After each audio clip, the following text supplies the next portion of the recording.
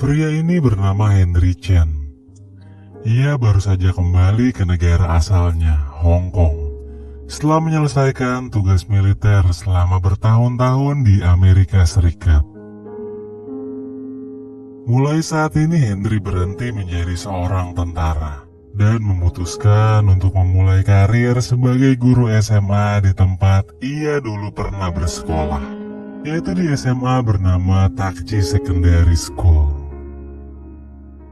Namun keputusannya terhalang karena Henry tidak memiliki ijazah yang dapat memberinya wewenang menjalankan tugas sebagai seorang pengajar. Alhasil kepala sekolah Tak Chi hampir saja menolaknya kalau saja Henry tidak menunjukkan surat referensi yang ditandatangani langsung oleh pejabat tinggi sekolah tersebut. Henry pun akhirnya mendapatkan pekerjaan yang diinginkannya. Tak hanya itu, ia bahkan ditunjuk menjadi wali kelas di salah satu kelas yang berisi murid-murid bermasalah. Pagi itu di hari pertamanya mengajar, Henry begitu terkejut melihat keadaan kelasnya benar-benar kacau. Tidak ada satupun murid-murid di kelas yang datang ke sekolah dengan niat ingin belajar. Bahkan untuk bisa memperkenalkan diri saja, Henry sampai harus bersusah payah. Karena merasa terus diabaikan, dengan terpaksa ia berkeliling, menyapa sekaligus mengomentari hal-hal yang sedang dilakukan para siswa. Good morning! 由今日開始，我係大家嘅班主任。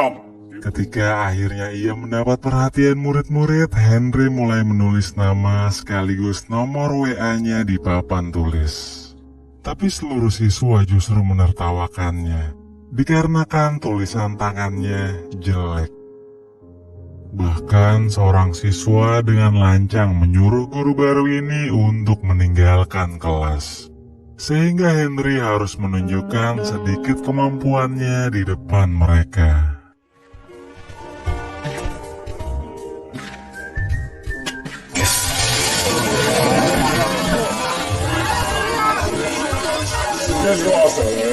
Welcome to my class. Pada jam istirahat di ruang perlengkapan olahraga, seorang bocah bernama Jack mengajak keempat temannya berkumpul untuk menikmati asap rokok. Kemudian tak lama setelahnya datang segerombol bocah dari tim basket yang berisi anak-anak kaya dan manja. Mereka ini selalu saja merendahkan Jack dan keempat temannya hanya karena mereka miskin. Di hari itu juga Jack berniat melancarkan balasan atas hinaan yang selalu mereka terima.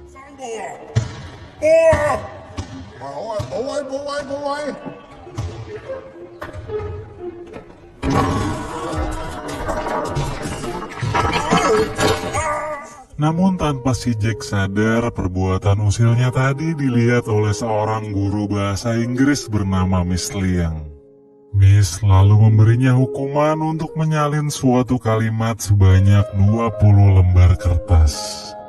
Keempat temannya yang lain juga ikut mendapat hukuman yang sama. Tapi bukannya nurut, kelima bocah ini malah mengerjai balik Miss Liang.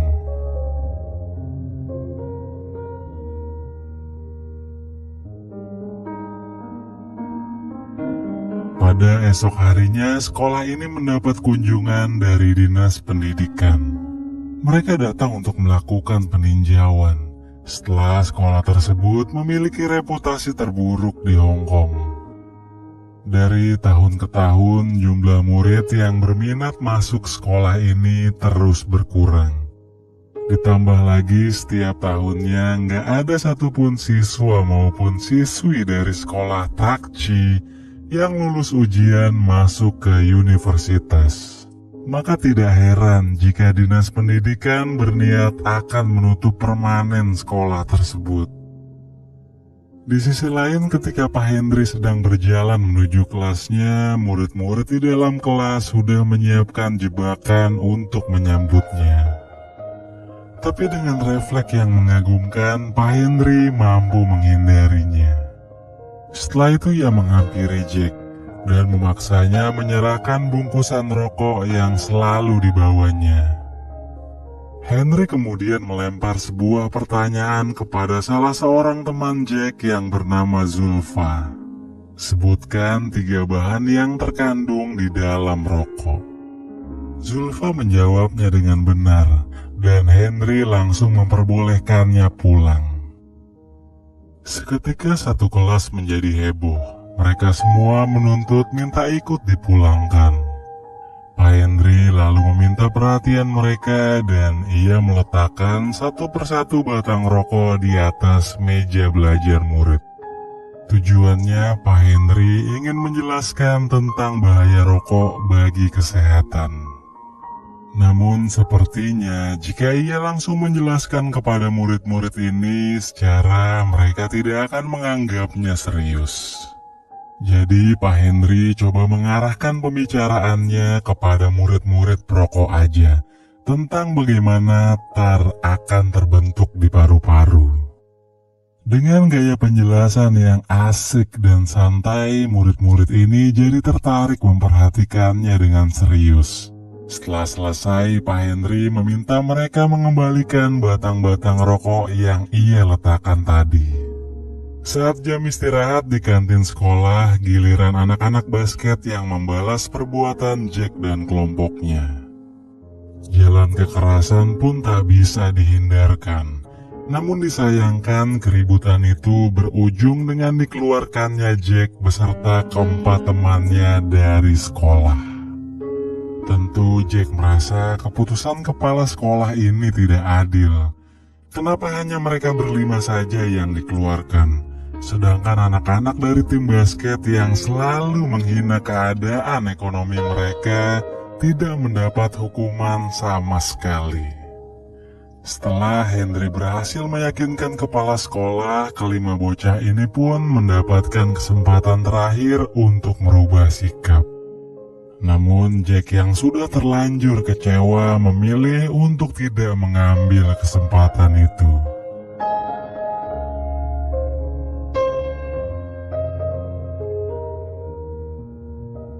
Henry lalu mencoba mencari tahu tentang latar belakang kelima anak didiknya tersebut. Dimulai dari Zulfa. Ia adalah putra seorang imigran asal Pakistan yang selalu mendapat diskriminasi ras. Ia memiliki cita-cita menjadi seorang musisi. Selanjutnya siswi tomboy bernama Denan, yang sejak lahir anak ini sudah mengecewakan ayahnya karena sang ayah sangat menginginkan anak laki-laki. Meski Denan berusaha mendapatkan simpati dari sang ayah dengan cara merubah penampilannya seperti anak laki-laki, tapi ayahnya tetap tidak peduli padanya.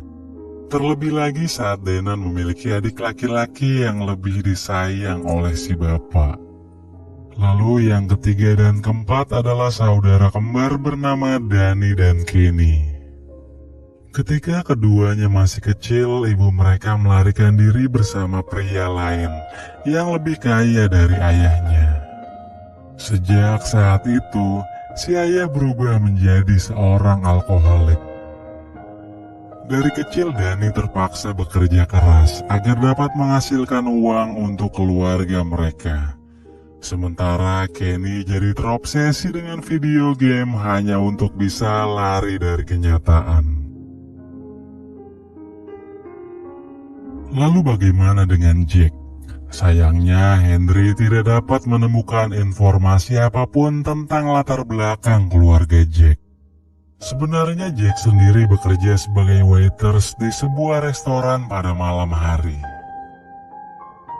Malam itu datang seorang pengunjung bernama Tuan Luo.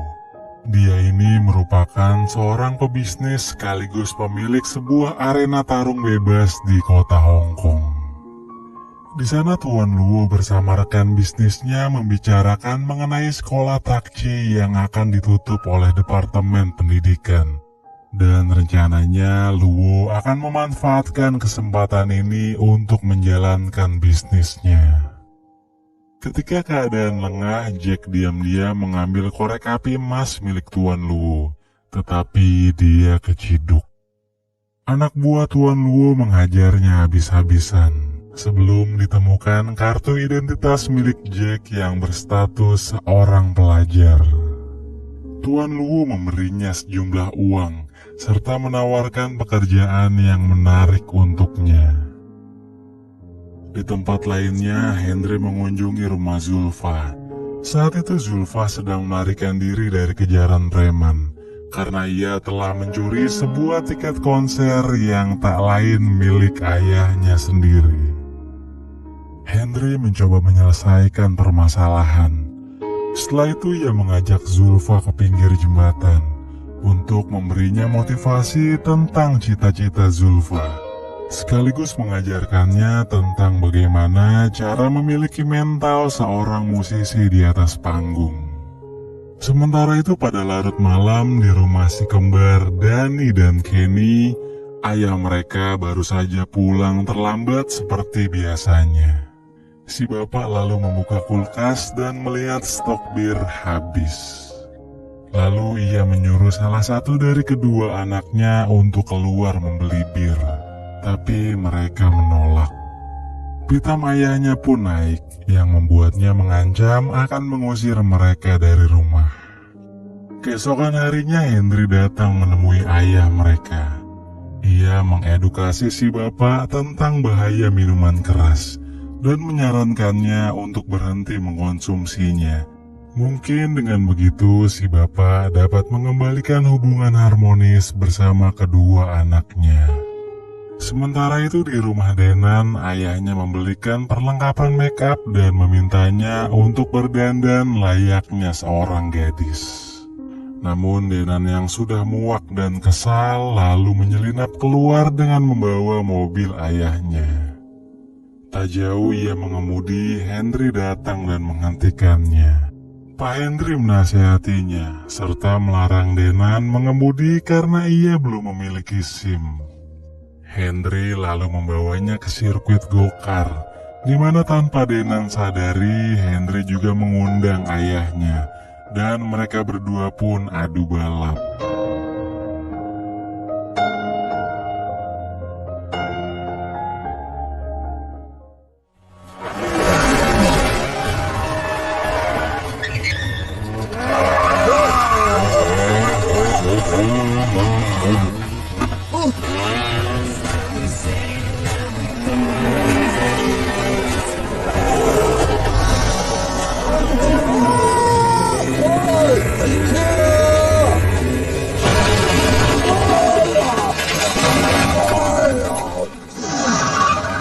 Sayangnya mobil balap Denan mengalami kecelakaan.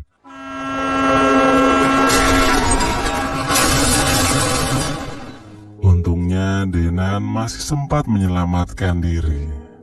Hanya saja sang ayah jadi merasa bersalah dan terus menangis karena mengira sudah kehilangan putrinya. Dari situ Denan memahami akan satu hal, bahwa sebenarnya Denan begitu berharga bagi sang ayah.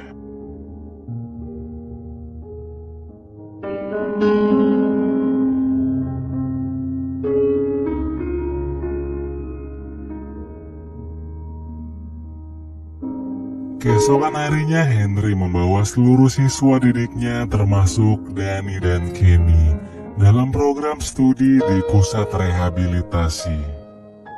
Di sana mereka sudah ditunggu oleh seorang mantan pecandu alkohol berat yang sedang menjalani proses rehab. Ternyata orang yang menunggu mereka adalah ayah Danny dan Kenny. Dalam sesi wawancara, salah seorang murid menanyakan bagaimana awalnya si bapak bisa menjadi pecandu alkohol. Si bapak lantas menceritakan kalau hal itu bermula karena istri yang dicintainya pergi meninggalkannya. Dari situ ia mengalami titik terendah dalam hidupnya, sampai merubahnya menjadi seorang alkoholik, dan membuatnya lupa bahwa dia masih memiliki tanggung jawab sebagai seorang ayah. Dia mengaku menyesal dan meminta maaf kepada kedua anaknya. Pada tempat lain, Jack akhirnya menerima tawaran kerja dari Tuan Lau. Tugas pertamanya, Jack disuruh memasukkan obat bius ke dalam minuman salah seorang petarung. Tentu petarung itu bukan berasal dari arena latihan Tuan Lau. Meski awalnya si Jack ragu, tapi karena ia dijanjikan banyak uang, jadi ia menerima tawarannya. Keesokan hari, Pak Henry mendatangi rumah Jack. Di rumah itu, Jack tinggal hanya bersama neneknya, yang mana kedua orang tuanya sudah meninggal karena kecelakaan sejak Jack masih kecil. Meskipun si nenek tidak tahu kehidupan cucunya di luar sana, tapi baginya Jack adalah anak yang baik. Kemarin Jack bilang pada neneknya, kalau saat ini dirinya ikut kerja sampingan dengan seseorang di tempat latihan tinju. Mendengar itu, firasat Henry jadi nggak enak. Ditambah lagi ia juga menemukan obat bius di dekat poster pertandingan MMA. Malamnya Jack melakukan tugasnya. Sayangnya aksinya ketahuan oleh seorang penjaga. Jack dibuat babak belur dan dikunci di dalam loker. Beberapa saat kemudian Henry datang mencarinya. Ia bertanya kepada para petarung, apakah mereka melihat keberadaan bocah SMA di tempat tersebut.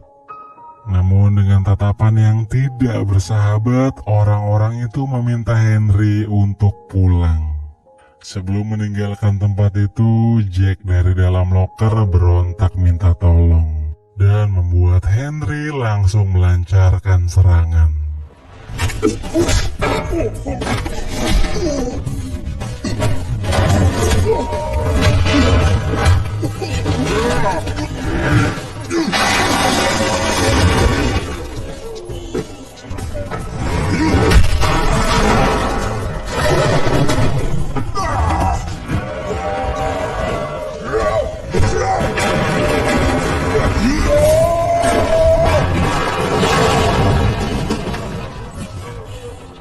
Bahkan petarung terbaik arena yang seharusnya bertanding dalam beberapa saat lagi bisa dikalahkan Henry.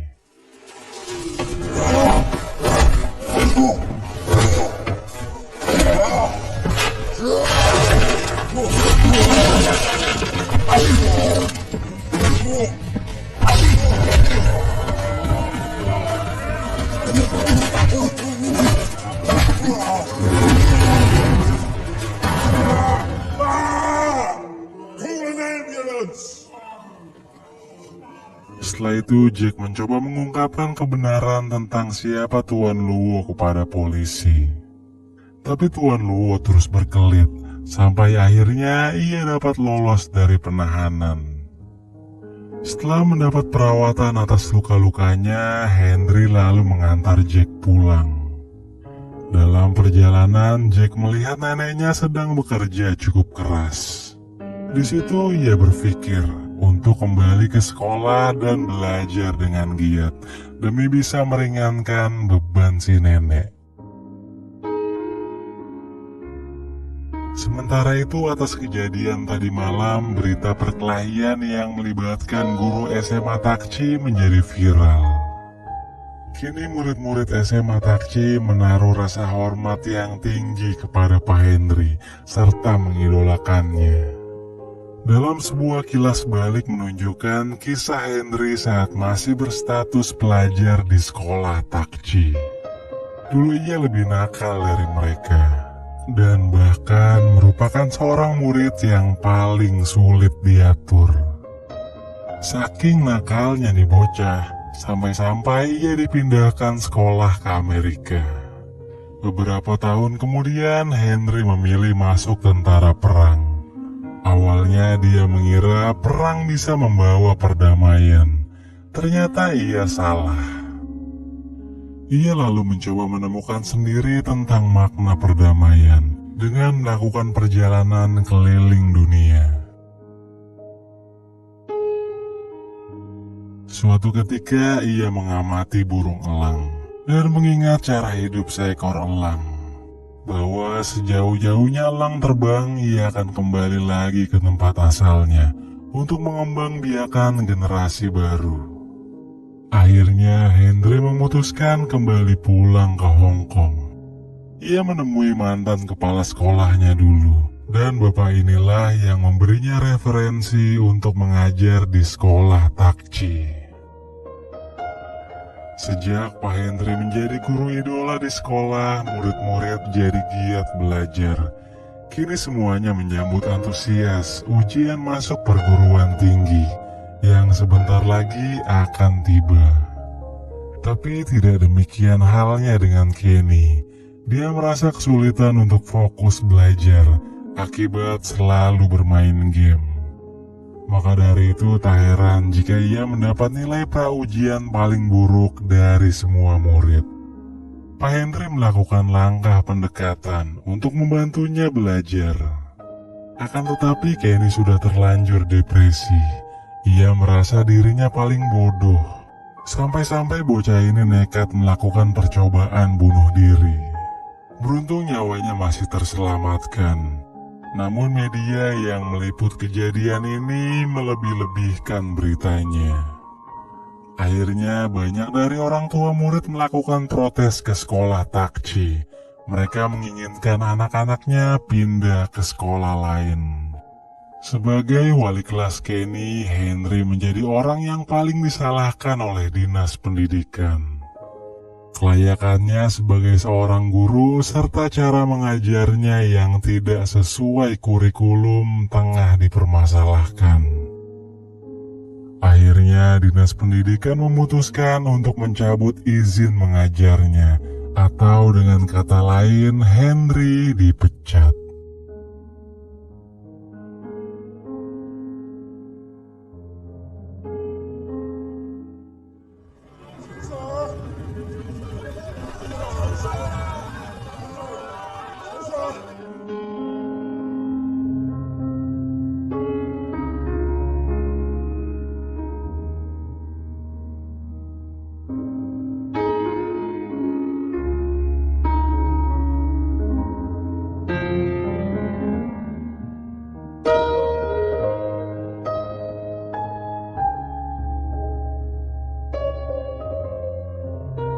Sejak hari itu murid-murid kelas 3 SMA Takci sepakat untuk belajar 2 kali lebih giat dari biasanya.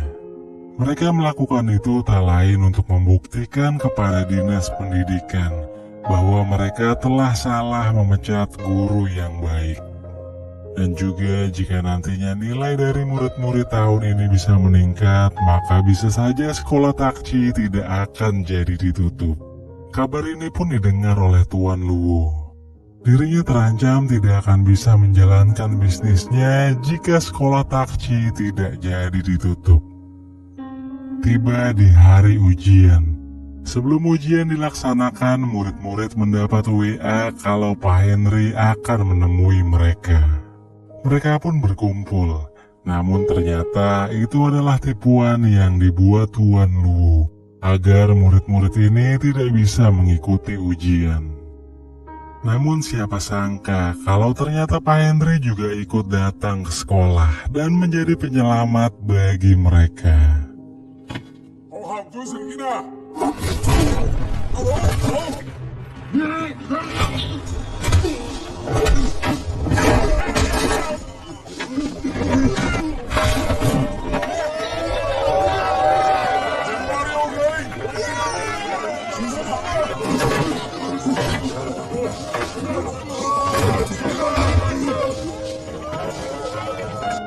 Saat duel 1 lawan 1 dengan Luo, di sini pun terungkap kalau sebenarnya Tuan Luo adalah teman sekelas Henry yang dulu tangannya pernah ia patahkan ketika keduanya terlibat perkelahian. Kejadian itu pun mengubur mimpi Tuan Luo yang pernah bercita-cita menjadi seorang pianis. Sebenarnya Henry terus kepikiran dengan apa yang pernah dilakukannya tersebut. Malah sampai hari ini ia masih merasa berhutang satu permohonan pada Luo, yaitu permohonan maaf. Sebagai hukuman atas rasa bersalahnya, tanpa ragu ia menusuk kakinya sendiri. lalu menyampaikan kata maaf pada Luo.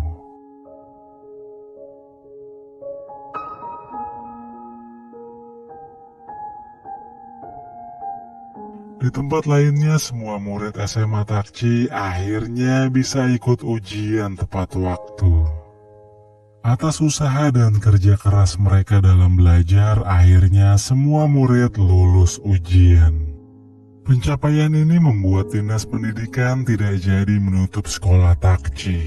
Mereka juga meminta Henry untuk kembali mengajar. Di lain sisi, kondisi Kenny sedikit membaik. Dia berjanji pada ayah dan saudara kembarnya untuk lebih giat belajar demi mengikuti ujian tahun depan. Sementara itu Tuan Luo kembali meneruskan hobi lamanya yang dulu sempat ia tinggalkan.